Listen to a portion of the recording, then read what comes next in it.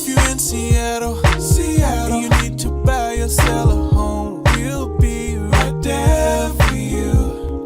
Because we're the realtors that you can trust. So go to ronanddonsitdown.com.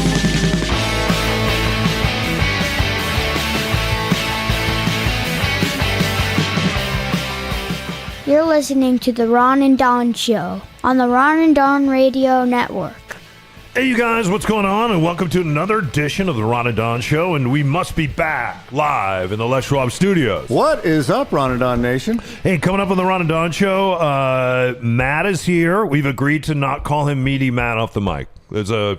We had a HR, we got called into HR last week. And I just want you to know I didn't complain or anything. They found that out watching the show. Yeah. Anyway, if you're a football player, you'd love to have the meat this guy has. But anyway, he did feel a little harassed, so it's just going to be Matt off the mic. I would charge you as well as you get more into youth coaching. Yeah. If a kid shows up, high school age kids, Yeah. with a meaty rear end, Don't call him Meaty Matt. Don't focus on his meaty rear end. Got it. Yeah, it's a good idea. Anyway, hey, coming up on the Ron and Don Show, we are going to talk about the tech lives of kids, and then we also are going to open up the Matt off the mic mailbag. And how many letters do we have today?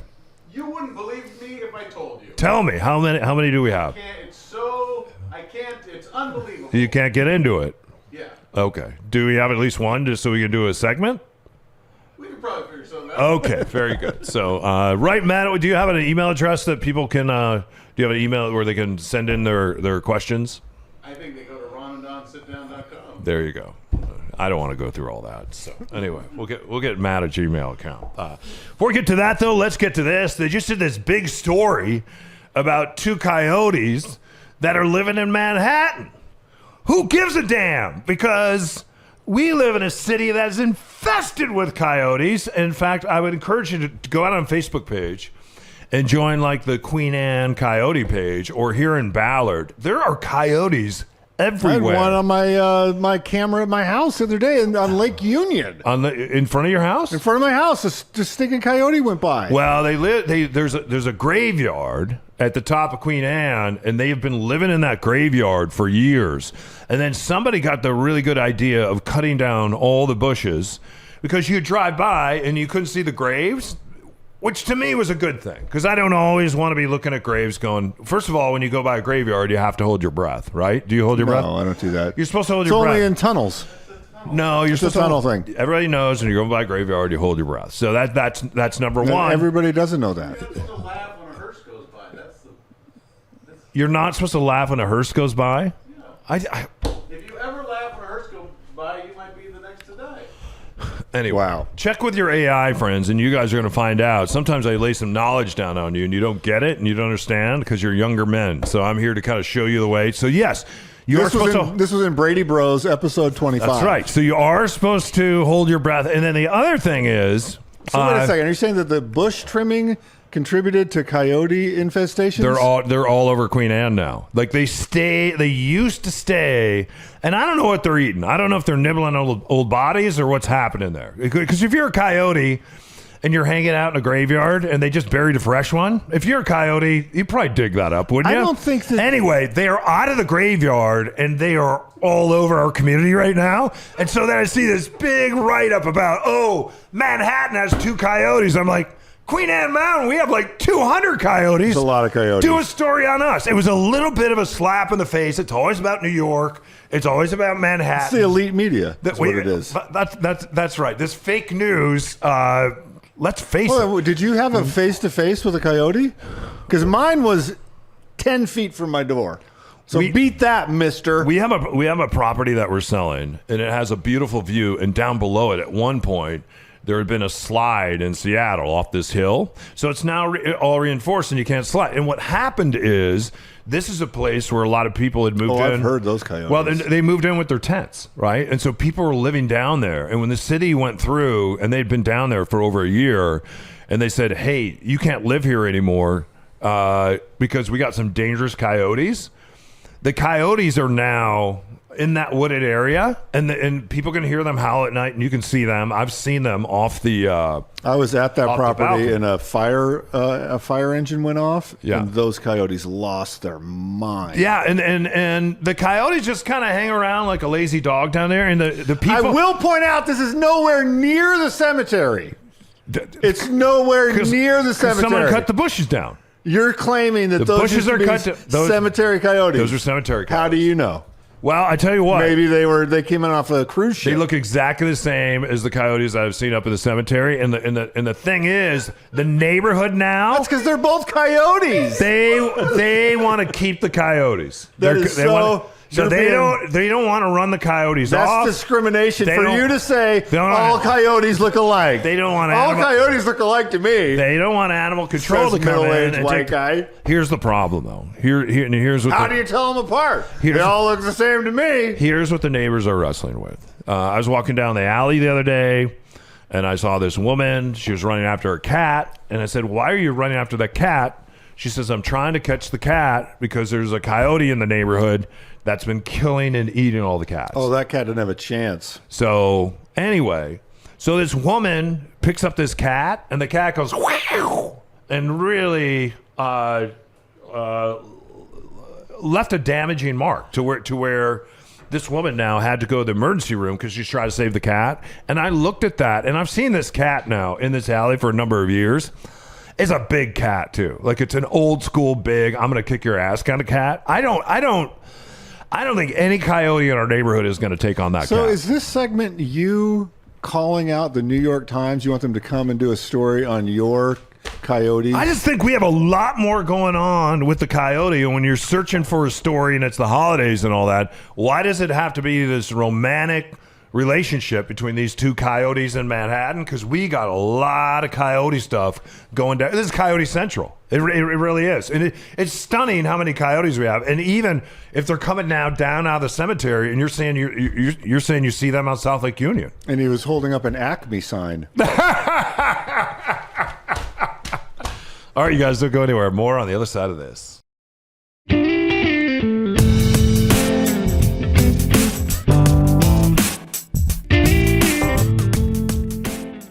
Hey, you guys, what's going on? It is Ron and Don for Les Schwab Tires. It's been about a month now since we got our new Les Schwab tires.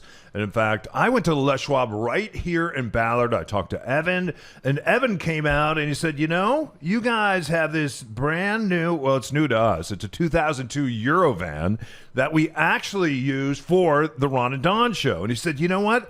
That's a little heavier than most vans. In fact, let me do this and spend some time and special order you a very special Les Schwab tire with America's best tire warranty. You also get the great 60-day satisfaction. That's guaranteed. And if the tires don't feel right, you can bring them back within 60 days, no hassle. And here's the cool thing.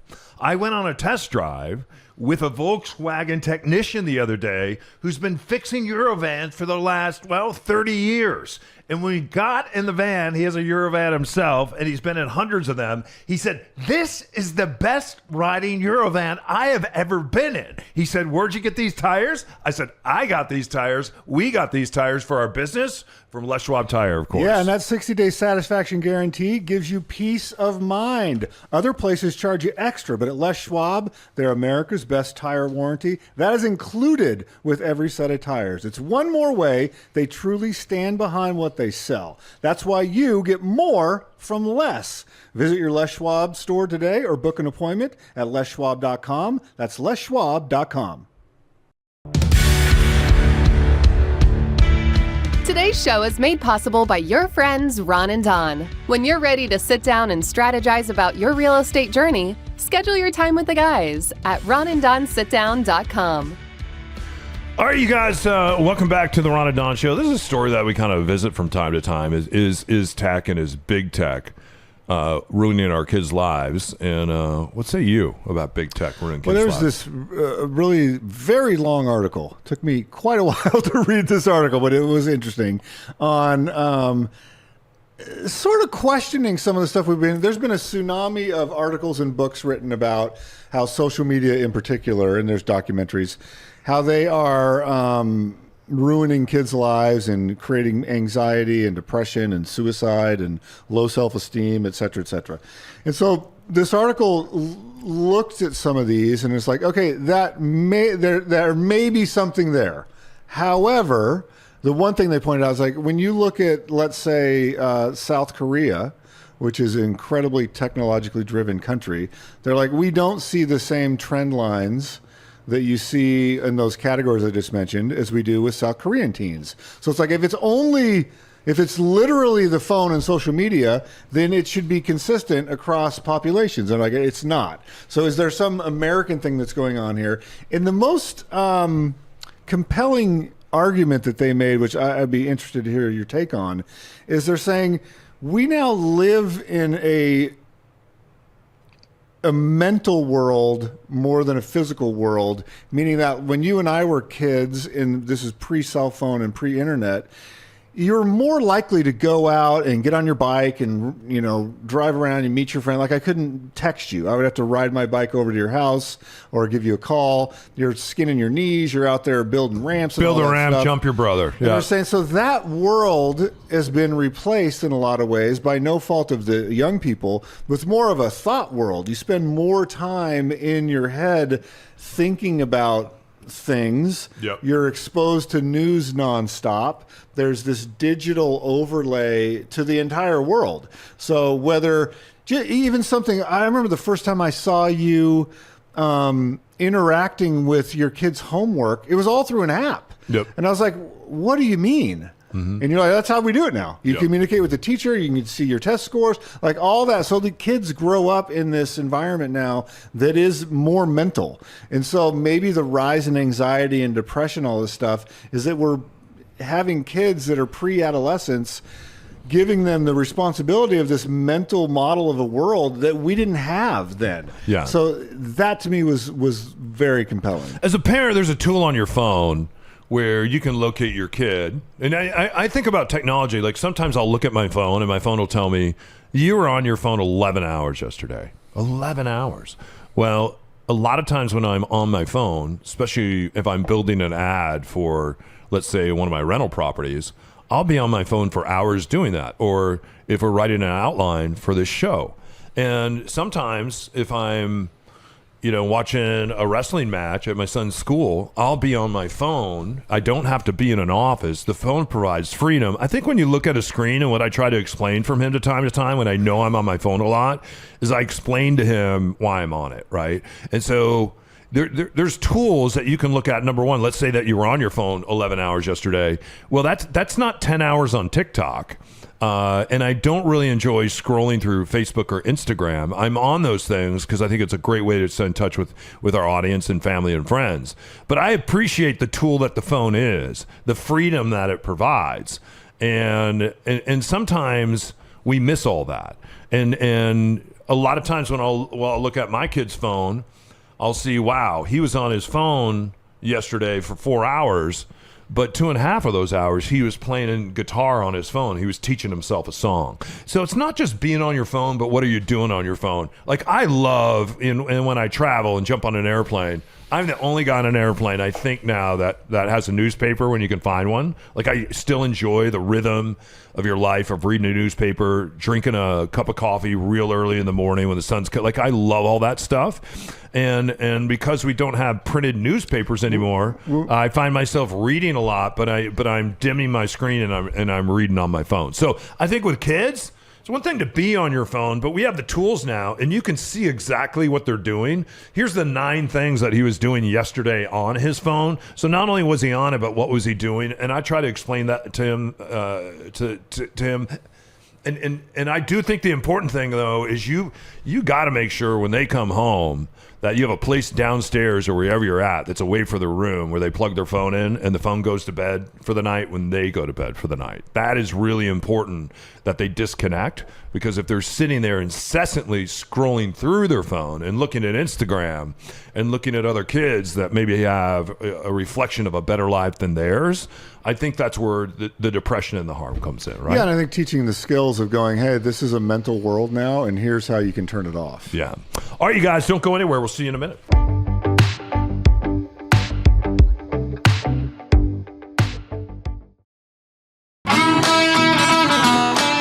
You're listening to The Ron and Don Show on the Ron and Don Radio Network. He's mad off the mic, behind the scene, don't you know? It's mailbag time on the Ron and Don Show. It's mad off the mic, behind the scene, don't you know? It's mailbag time on the Ron and Don Show. It's mad off All right, the Matt is here. He just drove a truck into our studio. Thank God they have Les Schwab tires on them. Yes. Just to work at a proud sponsor. Boy, the mail truck is really full today. Matt is here. He's off the mic with some mail. What do you have? Well, I'm on the mic. You're on the mic. Because I'm doing the mailbag. I think that's how that works. I've got all kinds of letters here. What do you got? Let's go. The first one is from Carl in Arlington. Yeah. All right. All right. Carl says, I enjoy your show for many reasons, but mostly because you seem to have similar viewpoints on a lot of topics. Okay. I presume he means similar to him. All right. But you both seem pretty liberal, but I've also heard you speak in big support of police and even Donald Trump. Just wondering exactly where you land. Yeah. Well, on Trump, I think sometimes it's just the policies. So I think the policy on immigration, I think the majority of Americans say, yeah, there are a lot of people coming in the country illegally. Yeah, there was a fentanyl issue. A lot of people are dying as a result of that.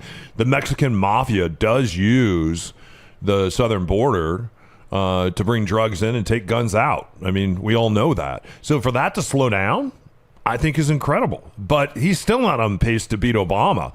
Obama kicked out, I think, 3.1 million people during his 8 years. He was just civil about it, right? He wasn't sitting there spiking the football in the Oval Office every day. So there might be a policy that this current administration has that I agree with. I just don't like when we're doing things that are so mean girl spirited. I think we do a better job at that. So, and as far as policing goes, I think I've always supported the police. When I don't support the police is when I start seeing things like buffaloes, which are surplus vehicles from the war in Iraq and Afghanistan. They cost almost $1 million.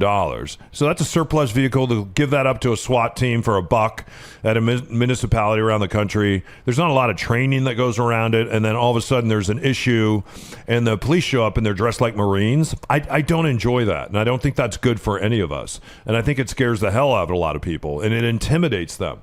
And I think if we did more community policing, I think that's what's important. And especially when we're tying police up on the streets with people that are having an addiction problem. We've seen this with their START program in Denver, and they're also trying this in some different counties now. Snohomish County has this, where they have a former addict that rides around in a patrol car, and when they run into somebody that is going to take hours and hours and hours of time, then what they'll do is they'll take this person that's specialized in speaking with someone after they've determined that they're not a harm to themselves or a harm to someone that's going to sit with them and try to provide and help with services.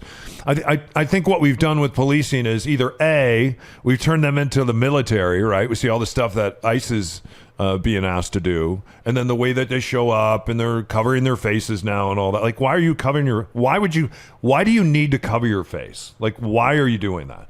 I don't get it. But just to put a bow around it, on the other hand, I think community policing is important, and I support community policing because even in our city, we don't have a lot of cops, and we can't tie them up providing services all the time. There is crime in our city, and that's what the police are there for. It's not to be the social lubricant of things that churches and community organizations, and we should be doing. Yeah, I think it's possible to even be supportive of that person that's covering their face and not supportive of the policy of having them cover their face. Yep. I think if you here's my answer to Carl in Arlington is like, I think if you tried to pigeonhole me into a political box, that I would be probably more liberal than I would be conservative. However, both parties drive me nuts in the sense of what Don always talks about. Both of them are in the business of keeping their own power. Yeah. Both are in the business of, if you there's a Twitter or a Instagram account I follow where you get to watch the members of Congress that are on all the different committees and what they trade in the stock market and their returns. Wow. Democrats, Republicans, all of them. It's like, oh, so all of a sudden this guy's a financial genius and just made $13 million on a biotech firm that nobody ever heard of. Nancy Pelosi is very rich, and you're wondering, none of it's illegal. Yeah. And so I think that both parties are not serving average Americans. I think both parties get wrapped around the axle of stupid stuff that does not matter. But I will say this. Whichever party is going to not be cruel and not be just blatantly celebrating the failure of a fellow American, I am not about that. I recently saw a T-shirt that said, I want to make the Dems cry. And I'm like, okay, the person that's going to wear that shirt, why do you want to revel in making a fellow American cry over politics? Like I'm just not in favor of that, regardless of where you come from or what you do.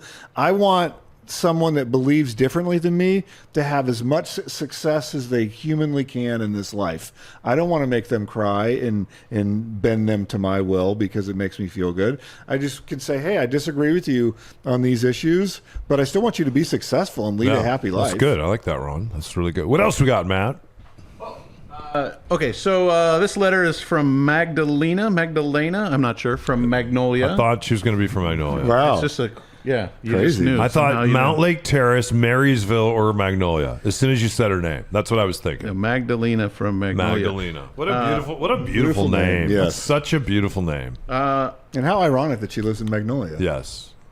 I have lived for Oh boy. most of my life on what I would consider an average Seattle residential street Yes.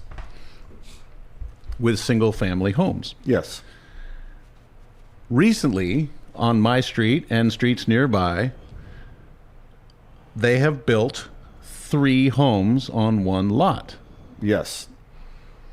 And then in parentheses, disguised as 2 homes, it says. Gotcha. Now I'm reading that the city is going to allow 4, and that's in all caps, 3 underlines and exclamation points, homes on every lot. Yeah, so there was a big story in the Seattle Times, and I think this is gonna be a big one in coming years, Don. I'll be interested to hear what you say. But Did you not want to hear the question? Okay, go ahead. What's the deal with that? Thanks, Magdalena in Magnolia. Yeah. So big. She actually used the F-bomb, The- which Matt off the mic, he's very skilled. He knows, hey, even though we're not under the FCC guidelines, there are people out there that are very sensitive towards cuss words. Good job. Like the Hathaway family. Yes. Like Mike Hathaway especially. So, Mike, we didn't say the F word just for you. And Magdalena, clean it up. Yeah. Clean it the F up. Anyway, what were you saying? There's a big article in the Seattle Times. There's a new code that is just coming out as we speak here on the Ron and Don Show that does allow for this. So the previous code, so let's rewind a little bit. Seattle clearly needs more housing. And there is obviously rents have gone up, housing prices have gone up astronomically for many people cannot afford to live in the Pacific Northwest. And so several years back, the city councils and politicians started going, how do we modify the code to allow for more density in what most neighborhoods are, like Magdalena brought up, are single family home neighborhoods.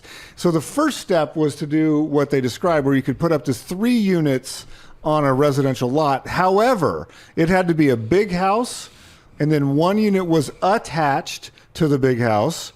commonly referred to as like a mother-in-law apartment or, ADU, yeah. or an attached dwelling unit. Yep. And then the third unit could be a detached unit, so a detached accessory dwelling unit. So this current upgrade to the, and that worked in a lot of neighborhoods. You started seeing these developments and seeing that. A lot of neighborhoods, though, it doesn't work because if you have a 3,800 square foot lot, you can't put 3 doors on a 3,800 square foot lot in the way that the city wanted you to. And a lot of that has to do with parking, and a lot of it has to do with filtration systems as well, because the city is very concerned as we add more doors, we add more buildings. That means the water is coming down on a roof. And then where is that water going? Are your downspouts tied into the side sewer, and then all that water is being pumped out into the sewer system? Or is it falling just off the house, and especially when you're on a slope, a critical slope, is all that water dripping into your neighbor's basement, and are you flooding your neighbor's basement? So anytime you take on one of these where you're going to put multiple doors on your property,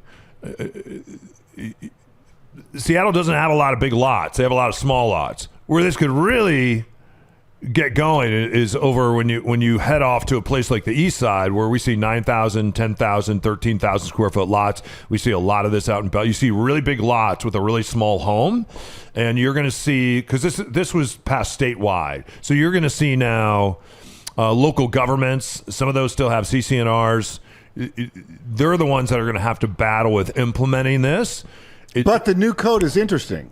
So now Magdalena is right. You can put 4 houses on a lot, and you don't need to do the previous rules. So you don't need big house, attached unit, detached. You could do 4 similar sized cottages. You could do a cluster of homes. You could do a big one and a small one, or you can do whatever configuration you want now. But I think what you're going to see are these, especially in, depending on the neighborhood, but a neighborhood like Magnolia, where she's from, I think you'll see a cluster of 4 detached single-family homes. They can go up to 3 stories tall, so those townhome styles, but detached. So it's not a shared wall. That's what people want, a single-family home, even if it's clustered among other single-family homes. These are already happening, and those are already built in Magnolia. And what they did, because they had to be attached, is they would just build like a little tunnel or a walkway or a fence to make sure that the two touched. And that's kind of how they got around the code. So bottom line is Seattle has a lot of single family home lots. They've always wanted to change some of the zoning. They've had a difficult time doing that. The cool thing about Seattle that I like is when you mix in multifamily with single family homes. I like those kind of neighborhoods. I do. More kids, more parks, more fun, more dogs walking around. I think that's awesome. The interesting thing will be people still have to ask themselves, what is the highest and best use of this lot? And the highest and best use is not always going to be to put 4 doors on it. It's just not. So it's good, though, that we're in a situation as the city gets higher and denser, that we're going to be able to have this tool to go high and go dense. So, hey, you guys, thanks for listening to this episode of the Ron and Don Show. We sure do appreciate it. If you need us, just reach out. Yeah, if you want to jump in the real estate game and do an investment property like that, reach out to me, Ron at ronanddon.com, or go to the website, ronanddonsitdown.com, because why? We sell the sound. Yeah, thanks to Matt today and Grace, my son Gunnar, who's our station voice, at least the 7-year-old version of him is. I want to thank Charlie the dog for sponsoring today's show. And also, he was executive producer today. I didn't realize the dog was the sponsor. That's incredible. He's got a better allowance than I do. Yeah. Anyway, he's Ron. I'm Don. You keep your head up, shoulders back. Until next time, you've been listening to the Ron and Don Show online on the Ron and Don Radio Network. Hey, it's G-Force O'Neill. Thanks for listening to my dad and his boyhood friend, Mr. Ron.